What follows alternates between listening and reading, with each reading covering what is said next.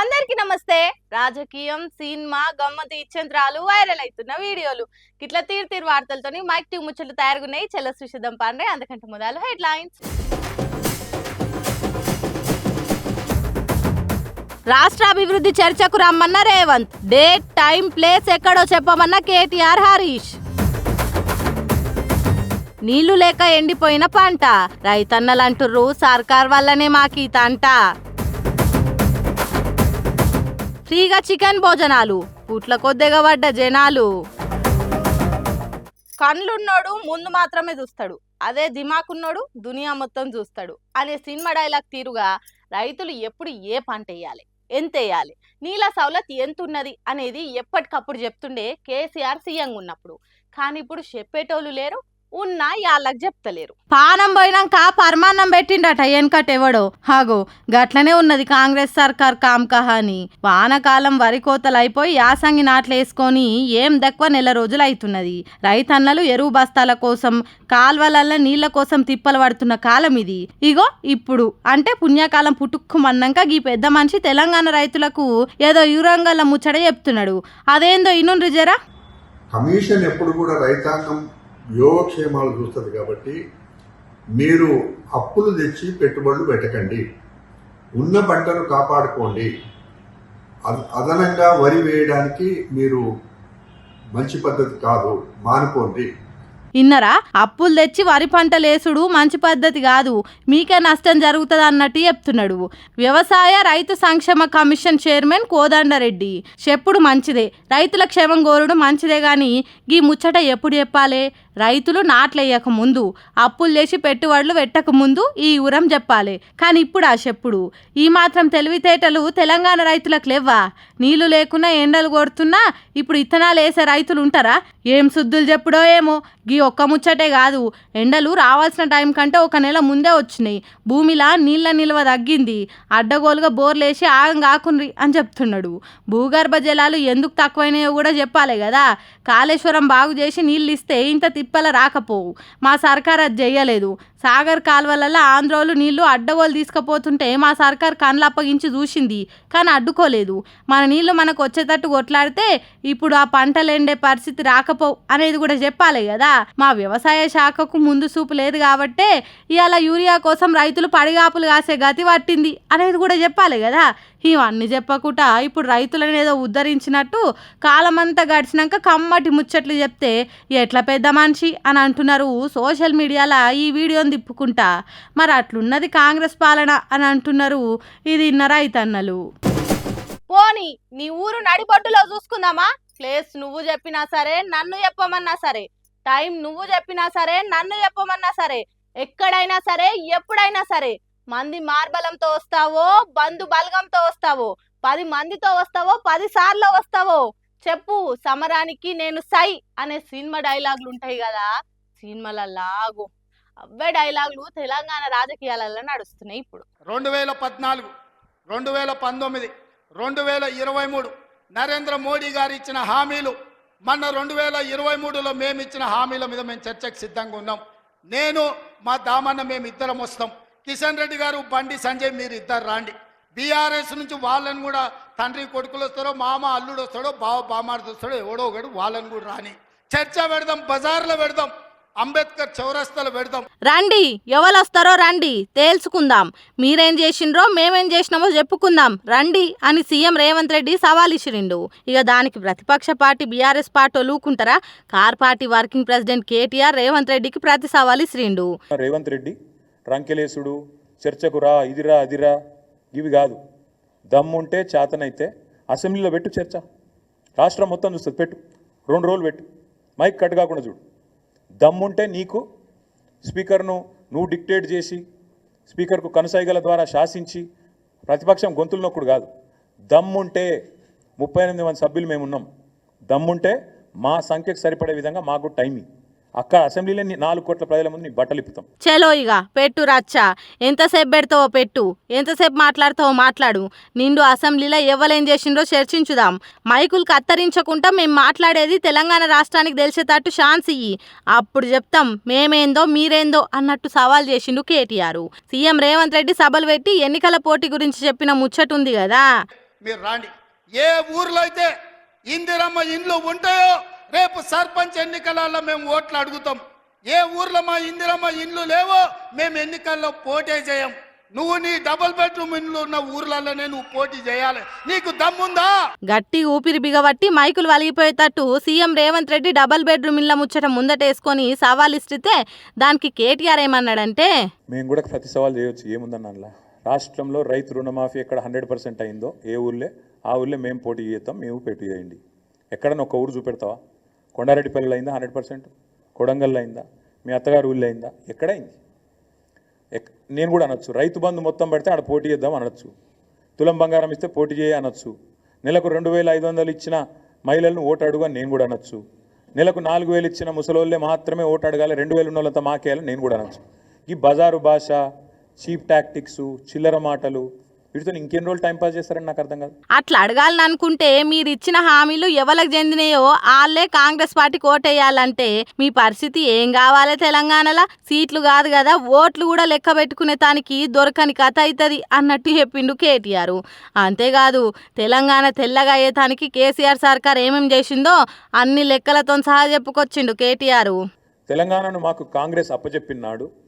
ఆనాడు 10వ స్థానంలో తలసరి ఆదాయంలో ఉన్న మన తెలంగాణ ఈ నివేదిక ప్రకారం ఇవాళ నంబర్ 1 స్థానంలో ఉంది. మేము ఇచ్చిపోయినాడు 2022-23లో వీళ్ళకి అప్పచెప్పిపోయినాడు, నంబర్ 1 స్థానంలో ఉంది అని చెప్పి ఇదే నివేదిక చాలా స్పష్టంగా కుండబద్దలు కొట్టింది. తెలంగాణ జనాభా భారతదేశంలో 2.8, కానీ మనం ఈ దేశానికి అందజేస్తున్నది, జీడిపిలో సంపద సృష్టిస్తున్నది 5.1.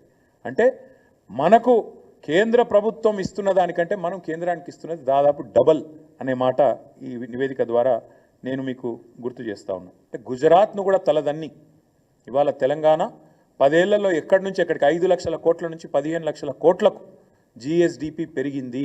ఆనాడు ఐటీ రంగంలో మొత్తం మీరు దిగిపోయినాడు, మాకు అప్పచెప్పినాడు.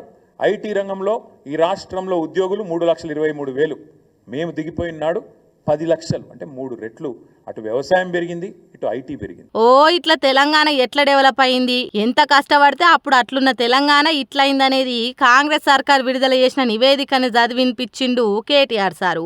దీని మీద అసెంబ్లీలో చర్చ చేద్దాం రా, దమ్ముంటే రా అన్నట్టు మాట్లాడిండు. కేటీఆర్ సారే కాదు, హరీష్ రావు సార్ అయితే ఏడ చర్చ పెడితో పెట్టు, నేనొస్తా.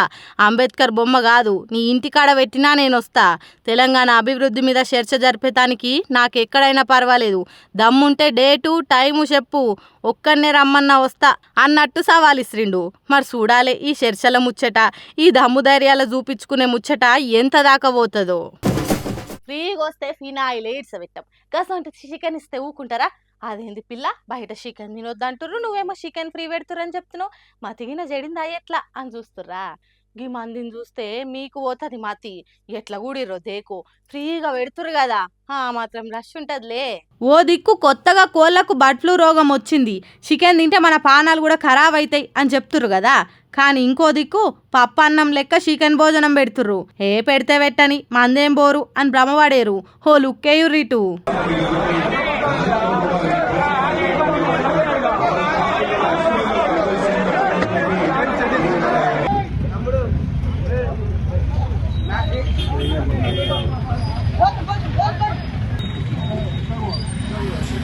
వారే వా, ఏం మంది ఉప్మా రవ్వ పోసినా కూడా రాలనంత మంది వచ్చిర్రుగా. లేకుంటే ఇవాళ రేపు ఫ్రీగా ఫినాయిల్ దొరుకుతుంది అంటేనే ఇడవరు. ఆ సోంటిది చికెన్ భోజనం అంటే గీ మాత్రం జాతర లేకుంటే ఎట్లా? గుంటూరులో ఫ్రీ చికెన్ మేళా అని చికెను గుడ్లతోనే అన్నదానం పెట్టిర్రు. ఇక జనాలు ఆగుతారా? ఒక్క పారు తింటే సస్తమా? బర్డ్ ఫ్లూ రాని దాని తాత రాని మనల్ని ఎవడ్రా ఆపేది? చల్ నడువురి అని ఒగలనొగలు దొబ్బుకుట లైన్లో నిలబడి మరి అస్సలు తగ్గేదేలే అన్నట్టు కుమ్ముతురు చికెన్ను. ఆడోళ్ళు మొగోళ్ళని తేడానేలే, దొరికినోళ్ళు దొరికినట్టు ఇస్తరాకులు లేపుతూనే ఉన్నారు. ఇక ఇది చూసినోళ్ళు ఇన్నొద్దులు చికెన్ దుక్నాల కాడ గిరాకీ లేక ఈగలు దోమలు దులుపుకుర్రు. ఒక్కలంటే ఒక్కలు కూడా అటు దిక్కు మర్రి కూడా చూడలేరు. అసోంటిది ఇప్పుడు ఫ్రీ అనగానే ఎగవాడి మరీ తింటుర్రు. అంటే పైసలు పెట్టి తీసుకున్న చికెన్ తింటే బర్డ్ ఫ్లూ వస్తుంది, కానీ ఫ్రీగా పెట్టే చికెన్ తింటే బర్డ్ ఫ్లూ రాదా అని అవాక్ అవుతుర్రు.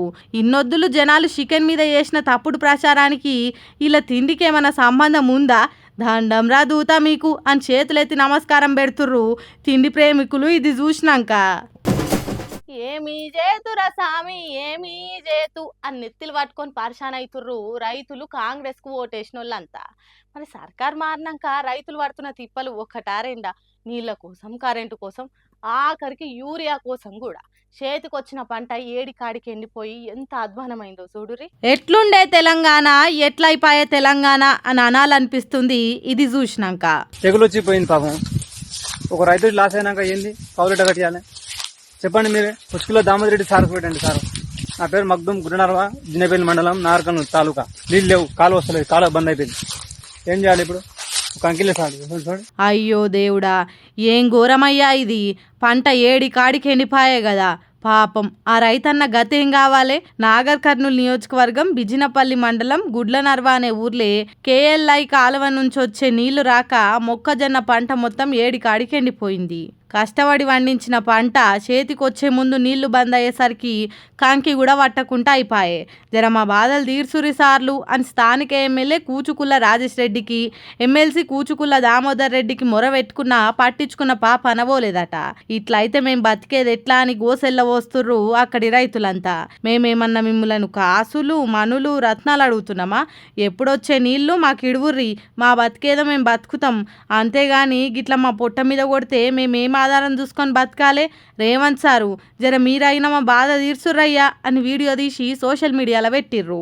ఇక ఇప్పుడు ఈ వీడియో ఫోన్లున్న ప్రతి ఒక్కళ్ళకి చేరి సర్కార్ను పొట్టాడుచుకుంటుర్రు. మళ్ళీ సర్కార్ అన్న జర గిళ్ళకి బతుకు తెరువు చూపిస్తే బాగుండు కదా అని మాట్లాడుకుంటుర్రంట అంతా.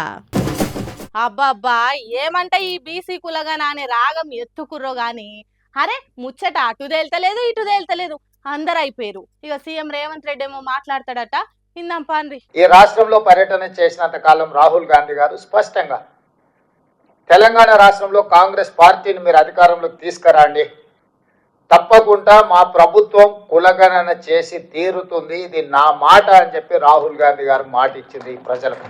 ప్రజలు మా మీద నమ్మకం పెట్టుకొని గెలిపించినందుకు రాహుల్ గాంధీ మాట ప్రకారం కులగణన చేసిన అన్నట్టు చెప్పిండు సీఎం రేవంత్ రెడ్డి. అంతేకాదు కేసీఆర్ చేసిన సర్వేకు ఈ సర్వేకు తేడా ఏంటిదో చెప్పుకొచ్చిండు. ఆనాడు సమగ్ర కుటుంబ సర్వే కేసీఆర్ గారు 12 గంటలలో చేసి ఇదే లెక్కలని కాకి లెక్కలు ఆయన చెప్పిండు. ఏ రోజు కూడా అధికారికంగా వారు క్యాబినెట్లో పెట్టడం కానీ, శాసనసభకు వివరాలు ఇవ్వడం కానీ, ప్రభుత్వం ఎక్కడ అధికారికంగా లెక్కలు చూపించాలి. ఈ రాష్ట్రంలో ఉన్న జనాభానంతా లెక్క కట్టి ఒక కుటుంబం, ఒక వ్యక్తి ఆ వివరాలను దాచిపెట్టుకొని ఎన్నికలు వచ్చినప్పుడు ఆయనకు అవసరమైన విధంగా ఆ సమాచారాన్ని వినియోగించుకొని రాజకీయ ప్రయోజనం పొందేదే తప్ప 10 సంవత్సరాల ఆ సమాచారాన్ని పేదల కోసం వినియోగించలేదు. కులగణన అంతా తప్పుల తడక, కొన్ని దిక్కులు అసలు సర్వేనే జరగలేదని సర్కార్ అంటున్నారు కదా కొందరు. అగో వాళ్ళ ముచ్చటకు కూడా సమాధానం చెప్పిండు.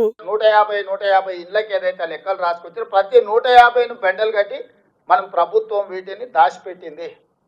ఇవాళ ఏ బ్లాక్ లో ఎక్కడ తప్పు జరిగిందో వాళ్ళని చెప్పమని మనం ఆ బెండలు తీసి ఓపెన్ చేసి పోదాం ఆ ఊర్లో, ఆ బ్లాక్ లో పోయి మళ్ళీ క్రాస్ చెక్ చేయడానికే మనకు రెడీగా ఉంది. కంప్యూటర్ల సమాచారమే కాదు, రాసుకొచ్చిన సమాచారం కూడా ఈ రోజు మన దగ్గర స్పష్టంగా నిక్షిప్తం చేసి పెట్టినము. అంతేకాదు ఈ సర్వేను తప్పుబట్టి కోర్టుకు పోయి చెల్లకుండా చేసేటాలు ఉంటారు కదా, అగో ఆ ఛాన్స్ కూడా లేకుండా చేసిండ్రాట.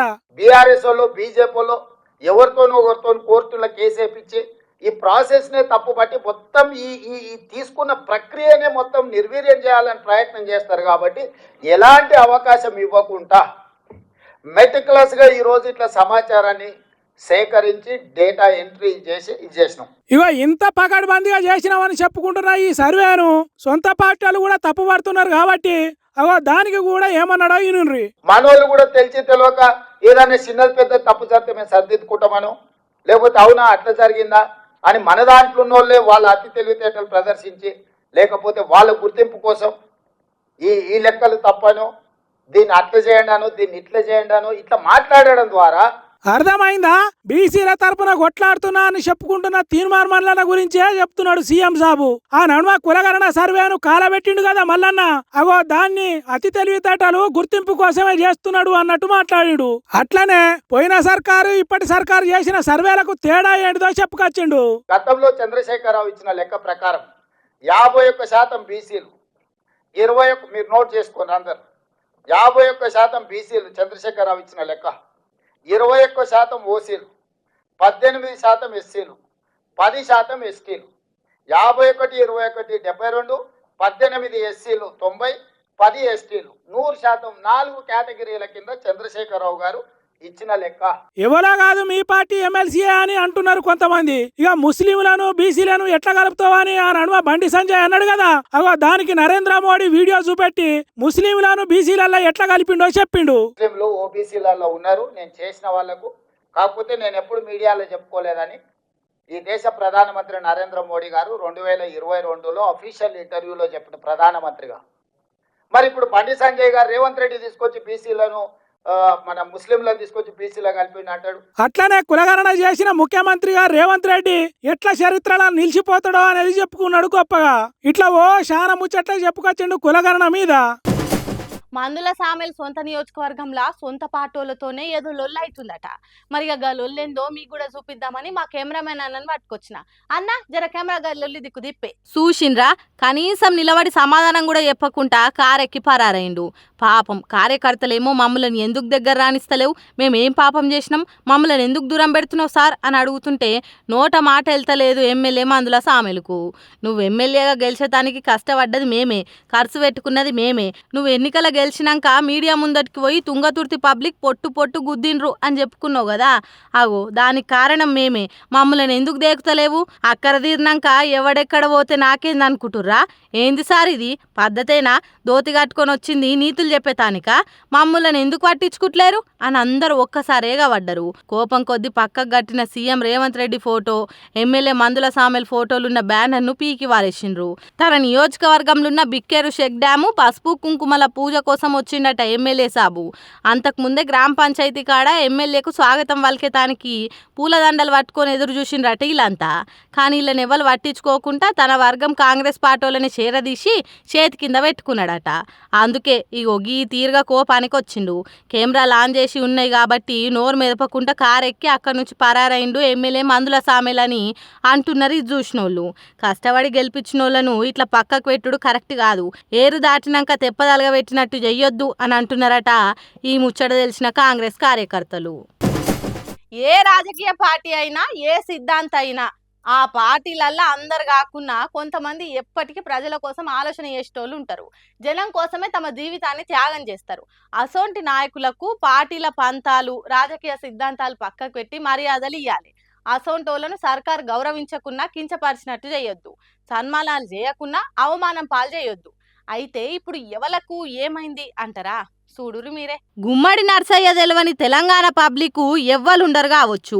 ₹1 ఖర్చు చేయకుండా ఒక్కసారి కాదు 2 సార్లు కాదు 5 సార్లు ఎమ్మెల్యేగా ఎన్నుకోబడ్డ గొప్ప మనిషి. ఇప్పటికీ సాదా సీదాగా సైకిల్ మీద తిరిగే ప్రజల నాయకుడు. అగు అసొంటి లీడర్కు కనీస మర్యాద కూడా ఇయ్యలేదట ఈ కాంగ్రెస్ సర్కారు. సీఎం రేవంత్ రెడ్డిని కలిసేతానికి 4 సార్లు వస్తే కనీసం కన్నెత్తి కూడా చూడలేదంటే ఏమన్నట్టు చెప్పుండ్రి. మళ్ళా తన సొంత పని చేసి పెట్టు, నాకు నా కుటుంబానికి లాభం జరిగేటట్టు చెయ్యి ముఖ్యమంత్రి అని అడిగేతానికి రాలేదట. తన సొంత నియోజకవర్గంలో ఉన్న ప్రజలకు రైతు భరోసా చాలా మందికి అందలేదు, దాన్ని పూర్తి చేయని చెప్పేదానికి బ్యాంక్ అప్పులు కట్టలేక రైతులు పడుతున్న తిప్పల చెప్పేతానికి వచ్చిండట. కానీ సీఎం రేవంత్ రెడ్డి సెక్రటేరియట్లుంటే ఇంటికి రమ్మన్నారట, ఇంటికి పోతే సెక్రటేరియట్కు రమ్మన్నారట పోలీసులు. మరి సీఎం రేవంత్ రెడ్డికి గుమ్మడి నర్సయ్య వచ్చే సంగతి తెలియదా అంటే తెలుసనే అంటున్నాడు నర్సయ్య సారు. అన్ని తెలిసి కూడా కాన్వాయ్ కార్ల ఓవుకుంటా కన్నెత్తి కూడా చూడలేదట. ఎంత ఘోరమో చూడుండ్రి. 25 ఏండ్లు ఎమ్మెల్యేగా ఉన్న పెద్ద మనిషికి ఇచ్చే మర్యాద ఇదేనా? మంచి పబ్లిసిటీ అవుతుంది అనుకుంటే రేవంత్ రెడ్డి ఖచ్చితంగా పిలుచుకునేటోడేనట.